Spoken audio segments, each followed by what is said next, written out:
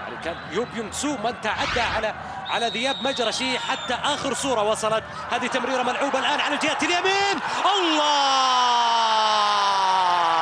جول!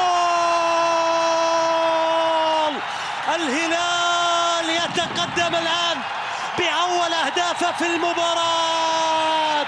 محمد نامي يسجل اول اهداف الهلال، وخلاص التحدي من فهد الثنيان إلى هنا يتوقف بعد جملة رائعة في ضربة الحرة المباشرة المنفذة بطريقة ذكية وطريقة قد يكون تدرب عليها بنو هلال واستطاعوا أن يسجلوا منها الهدف الأول. شوف التمريرة جاءت من الفريدي وثم محمد رامي يسدد كرة على طول للشباك، كرة للشباك من قلب شاتها نامي يسجل فيها الهدف الأول الهلالي.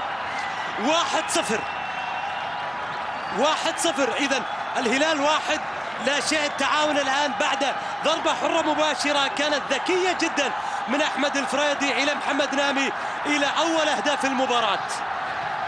إذن لأول مرة تهتز المدرجات.